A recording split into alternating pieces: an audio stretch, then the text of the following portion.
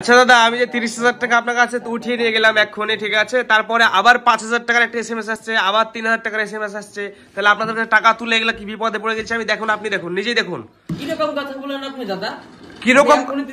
তুলে নিয়ে গেলেন আপনার কাছেই তো আমি দেখাচ্ছি, আমার এখানে প্রমাণ প্রুফ আছে তো। প্রমাণ এই তো 30,000 টাকা তুলেছেন। হ্যাঁ আপনি দেখুন এখানে 5,000 টাকা কি করে কেটে নাই? 5,000 টাকা 3,000 টাকা না না এই টাকা আমি তুলে নিই। এই না না অন্য জায়গায় শুনুন, থামেন থামেন, আমি একটা দাঁড়ান, আমি একটা কথা বলি, থামেন। অন্য জায়গায় তুলেছেন তাহলে আপনি দেখেন। আপনার কাছ থেকে আমি তুলে নিয়ে বাড়িতে যেয়ে দেখছি যে আবার এখানে 5,000 টাকার SMS আসছে, আবার 3,000 টাকার SMS আসছে। শুনুন আমি আপনাকে বলছি, বলুন আপনি আমার কাছে 30,000 টাকা তুলে নিয়ে গেছেন, হ্যাঁ 30,000 টাকা তুলে দিয়েছি।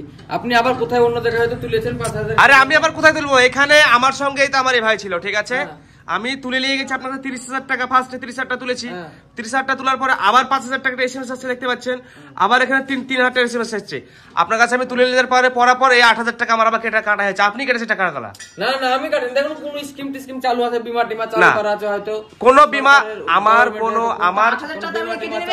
থামেন, আমি একটা কথা বলি, কোনো আমার বিমা চালু করা নাই, কিছু চালু করা নাই। আপনার এখান থেকে টাকা তোলার পরে আমার কাছে আবার SMS গেল আসছে, দেখো এই দেখো বন্ধুরা, এইভাবে SMS আসছে। আমি বলতে শুনুন, বলুন। আমি যেটা বলছি দেখুন, আপনার কোথাও ভুল হয়েছে। আমার কোথাও ভুল হয়নি, খুব বুঝতে পেরেছেন না। আপনার এখান থেকে আপনি টাকাটা কেটেছেন, আপনি আমার না, আমি আপনার 30,000 টাকা তুলে দিয়েছি, আপনার 30,000 টাকা। তাহলে আমি কোনো কথা শুনতে পারবো না, তাহলে আমি থানায় যাব। সে আপনি থানায় যান, না এখানে খুশি যান। আপনার কাছে শুনুন, আমি একটা কথা বলি, আপনি ভালো করে দেখুন SMS গুলো, আপনি দেখুন।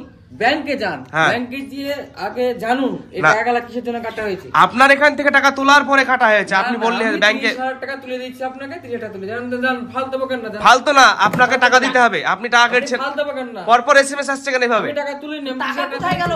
পরে আসছে টাকা। তাহলে আমার টাকাটা কে কাটছে ভাই? আপনি ফালতু বকেন না, আপনার কাছে এভাবে টাকা তোলার, আপনি ব্যাংকে যোগাযোগ ব্যাংকে কোথায়? আপনার কাছে আমি টাকা তুললাম, টাকা তোলার পরেই তো কোনো বিমা হয়তো চালু করাতে নিলে আপনি কিছুক্ষণ পর আপনি ভালো করে দেখেন, SMS টা দেখেন আপনি ভালো করে। 5,000 টাকা না 3,000 টাকা তুলেছেন, তো ডেবিট মারা আছে, সেটা ভালো দেখতে পাচ্ছি। ভালো দেখতে পাচ্ছেন, আমি তো টাকাটা তুলিনি না। ফালতু বকেন না। আপনি আমার কথা শুনুন, আমি একটা কথা বলি, আমি 30,000 আপনার সাথে ফালতু বকার সময় না, আপনি জানেন। আমি 30,000 টাকা তোলার পরে আবার SMS আসছে, তাহলে এবার প্রত্যেক মানুষের আপনি টাকাটা নেবে হবে? এভাবে কোনোদিনই টাকা কাটেনি আমি, কোনোদিনই কাটেন এভাবে? আমি তো এখানে প্রতিষ্ঠানের আমার ব্যবসা। তাহলে আমার এই টাকা কাটলো কে? তাহলে আমার টাকাগুলো কাটলো কে বলেন? আপনার কোনো ব্যাংকে কোনো সার্ভিস চালু আছে হয়তো কেটে নিয়েছে না, কোনো সার্ভিস আমার চালু নাই। আচ্ছা বলুন তো, আমার কোনো সার্ভিস চালু নাই, বুঝতে পারলেন? তাহলে এই যে টাকাগুলো কাটলো, আমার 8,000 টাকা এক্ষুনি কেটে নিল, কি করে টাকাগুলো কাটলো?